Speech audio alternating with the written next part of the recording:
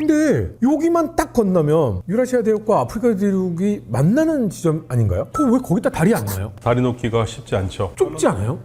그게 아마 풍랑 문제라든지 여러 이렇게 기후 조건 때문에 그러는 것 같은데요. 사실은 저는 이제 거기를 배로 가봤거든요. 가장 짧은 거리가 모로코 딴자. 이 딴자라고 우리는 얘기를 아랍에서 하는데 그걸 탕헤르라고 그러죠. 왜냐면 그게 이제 탕후루 아니고 탕헤르. 예, 탕헤르. 왜냐면 그거 프랑스 사람들은 땅지에르라고 썼고, 그다음에 이제 스페인 사람들은 발음을 탕헤르라고 하는데 원래 아랍어는 딴자입니다. 딴자가 이븐 바투타의 고향이에요. 맞아요. 그 예. 공항 이름이 이븐 바투타 예, 국제공항이에요. 이븐 바투타가 거기서 시작한 가보니 겁니다. 그 탐험가 이름을 썼더라고요. 탐험가 국제공항. 이름이에요. 네, 11만 킬로를 세계를 여행했던 어마어마한 사람이거든요. 정화보다 2배 많고 마르코폴로가 2만 5천이니까 5배 많게. 이슬람 탐험가예요? 예, 이븐 바투타. 이집트도 자주 오셨습니다.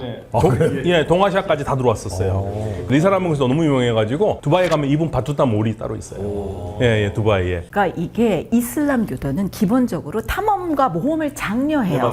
거기서 배를 타면 가장 가까운 게 스페인의 따리파라는 곳이거든요. 그 1시간 걸려요. 59분 배로. 꽤 멀군요. 직선거리가 근데 14km 정도밖에 안 돼요. 14km밖에 안 되는데 59분 정도 걸리고 어마어마하게 큰 배 갑니다. 왜냐하면 거기다 자동차도 싣고 다 가거든요. 그 정도면 인천대교 정도. 그러니까 인천보다 거기가 짧아. 인천대교가 21km거든요. 그러니까요. 놓을 수 있어. 우리나라에 부탁하면 우리가 놔줄 수 있을 텐데.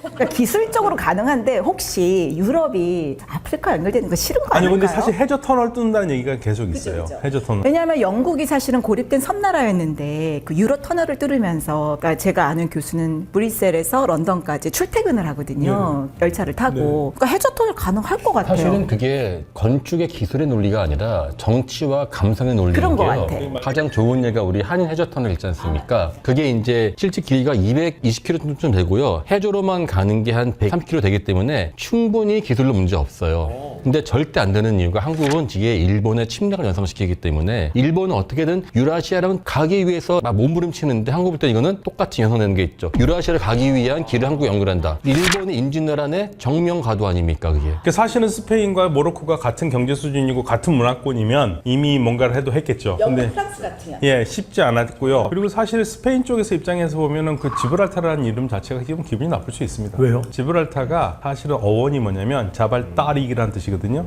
자발은 아랍어로 산이고 따릭은 장군 이름이에요. 따리크 장군, 따리크 이븐 지야드라고요. 711년에 이 북아프리카에서 스페인으로 넘어가서 스페인을 점령한 장군 이름이에요. 예, 711년부터 1492년까지 스페인 지역을 무슬림들이 지배했잖아요. 그 시작이 됐던 711년에 그걸 넘어갔던 사람이 따리크 이븐 지야드고 그 사람 이름을 따서 자발 따릭, 따리크의 산이라는 의미에서 지브랄타가 나와요.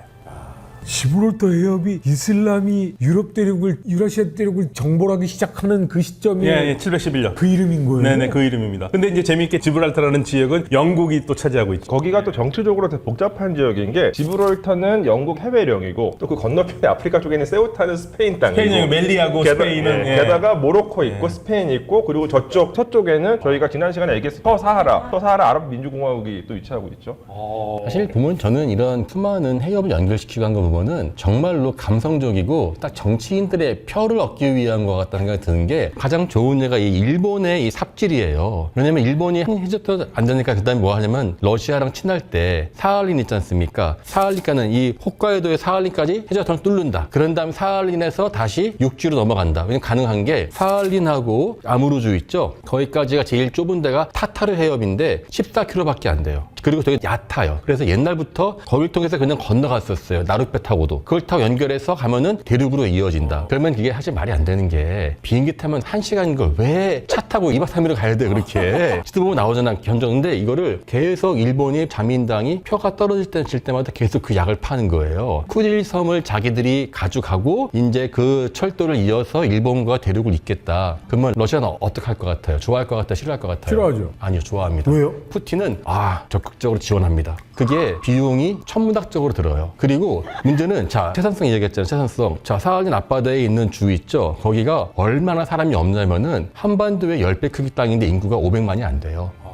그래서 가스파이프 건설할 때 저희들 고고학자가 가서 먼저 작업해요. 가스파이프 놓을 때 유적이 있으면 한국은 다 먼저 발굴하지 않습니까? 거기는 왜 하냐? 어차피 허허벌판이니까 유적만 찍어라. 거기 피해서 놓으면 된다. 사람이 아예 없으니까. 그거를 일본이 자기 돈 들여서 이렇게 인프라 깔아준다는데 쿠릴섬을 마치 아니 뭐 고려해 이런 식으로 해서 막 이렇게 한마디 부추기는 거예요. 그러면은 일본은 또 그거 가지고 또 산깨이 같은 구구신문이 막 펴는 거야. 이거 뭐 이번에 뭐 가서 대담판을 지어서 쿠릴섬을 가지고 오고 대가로 철도를 지어주고 러시아도 긍정적 검토를 해. 말이 안 되는 이야기거든요. 아니 어떻게 거기 한 번이라도 가본 사람이라면은 그 동네가 얼마나 황량한 곳인지 아는데 그리고 철도를 이으면 뭐예요? 우리가 이해 안 가는 게 시베리아 철도에 대한 환상이에요. 우리 서울역에서 모스크바까지 아니 비행기로 9시간 거리를 누가 2주 동안 기차를 타요? 하루도 안 타는데 우리는. 저도 사실 시베리아 첨단 행일도에 대해서 굉장히 환상을 가지고 있는데 저 공부를 했는데 어떤 분이 썼더라고요. 하루만 지나면 이제 지겨워진다. 하지 말아라. 그거 제가 쓴 거 아니에요? 누가 저한테 같이 가져오면은 선생님은 가시고 저는 가서 기다릴게요.